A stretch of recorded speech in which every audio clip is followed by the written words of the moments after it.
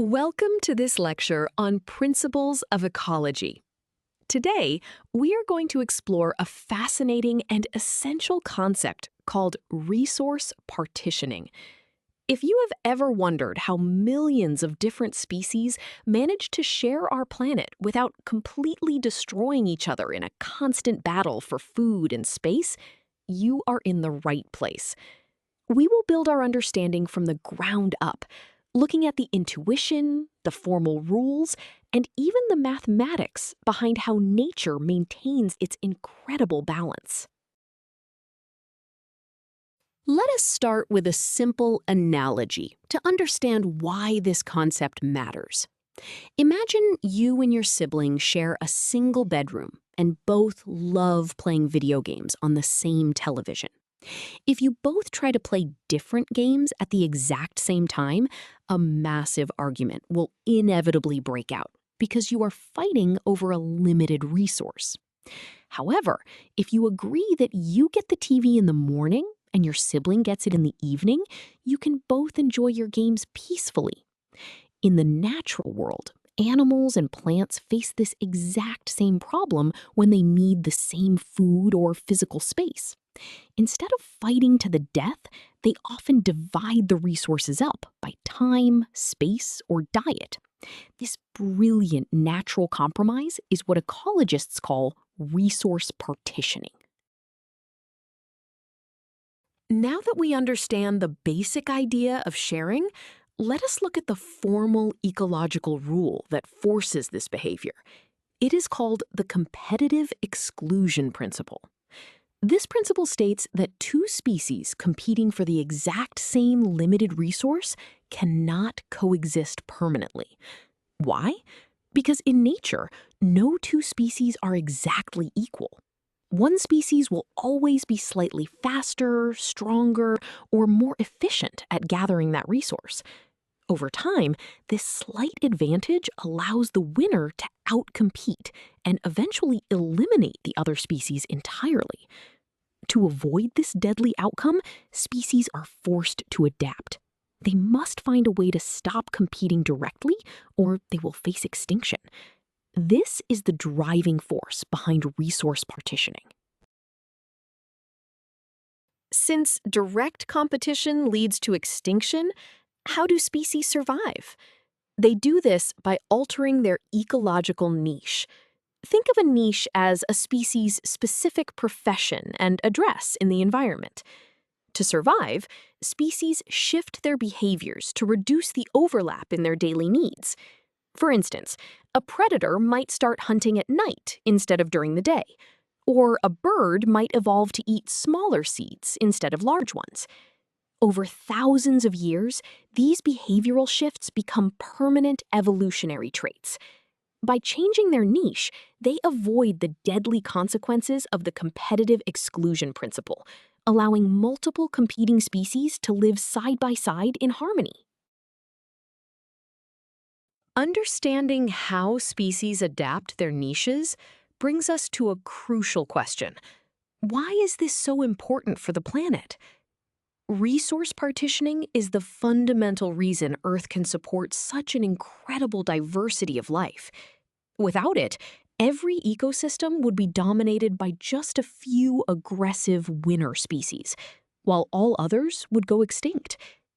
By dividing up the environment, complex food webs can form, ensuring that every tiny microhabitat is utilized efficiently.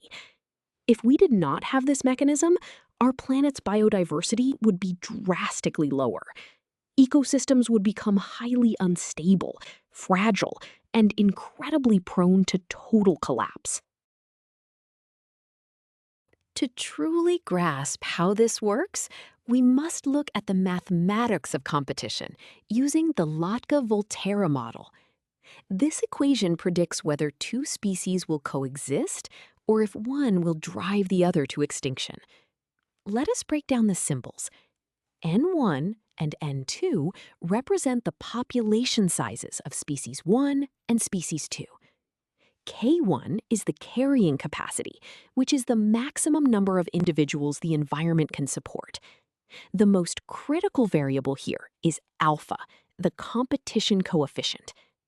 Alpha represents the negative effect that one individual of species 2 has on species 1. If alpha is high, species 2 is heavily stealing resources, driving growth down. Resource partitioning is nature's way of shrinking alpha as close to zero as possible. Now that we have our formula, let us see this with a concrete example involving two species of finches. We want to calculate the effective remaining space for species 1, which is the numerator of our growth equation. We are given that the island's carrying capacity, K1, is 200 birds. There are currently 100 birds of species 2, so N2 is 100. Before resource partitioning, both species eat the exact same seeds. This means direct one-to-one competition, so our competition coefficient, alpha, is exactly 1. We plug these values into our expression for remaining space. 200 minus 1 times 1 leaves us with just 100. The presence of species 2 has essentially cut the carrying capacity for species 1 in half, putting them in danger. This dangerous level of competition leads us to see what happens after resource partitioning occurs. Species 1 shifts its diet to eat smaller seeds. Because they are no longer fighting for the exact same food, the competition coefficient, alpha, drops dramatically to 0.2. It now takes 5 birds of species 2 to have the competitive impact of just 1 bird of species 1. Let us recalculate the remaining space. We multiply 0.2 by 100, which gives us 20. Subtracting 20 from our carrying capacity of 200 leaves us with 180. By simply shifting its diet, species 1 has reclaimed a massive amount of its carrying capacity. The population now has plenty of room and food to grow peacefully. Let us reinforce this mathematical concept with a second example, this time looking at spatial partitioning in desert grasses. We have species A and species B competing for underground water. The carrying capacity for species A, Ka, is 500 plants.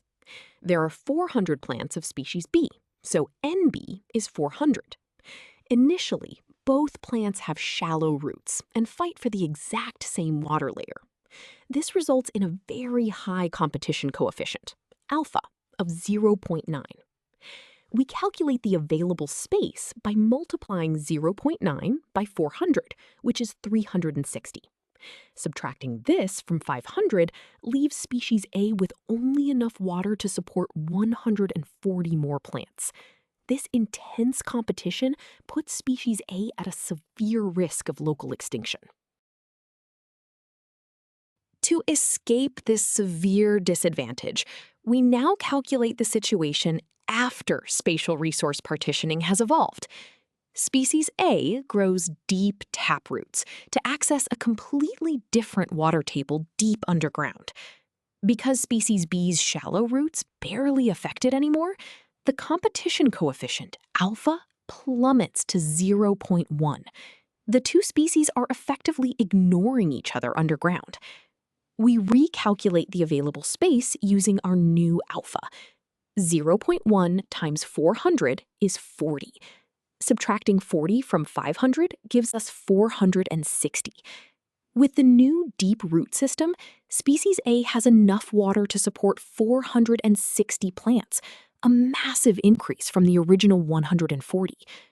Partitioning space yields the exact same mathematical benefit for survival as partitioning food. Having proven mathematically how partitioning guarantees survival, let us visualize what this looks like in a real ecosystem. Here, you are looking at a classic example of spatial partitioning in a single conifer tree. Notice how the tree is divided into 3 distinct vertical zones. At the very top canopy, we have the Cape May warbler. Moving down to the middle branches, we find the bay-breasted warbler. Finally, in the lower branches, we see the yellow-rumped warbler. Even though these birds are very similar and live in the exact same tree, they do not violate the competitive exclusion principle. By restricting their hunting and nesting to specific vertical zones, they avoid direct competition. This diagram perfectly illustrates how nature finds a way to share a seemingly limited environment. We have covered a lot of ground today, so let us summarize the most important ideas. First, resource partitioning is an evolutionary solution that prevents species from going extinct due to direct competition. By dividing up resources by time, space, or diet, species can coexist peacefully. Second, we saw how this behavior mathematically lowers the competition coefficient, alpha, in the Lotka-Volterra equations. Shrinking alpha directly increases the effective carrying capacity for a population, giving them room to grow. Finally, remember that this beautiful mechanism is the primary reason why our planet is filled with such a rich, overlapping tapestry of diverse life forms. You now have a solid, mathematical, and intuitive understanding of resource partitioning. Great job!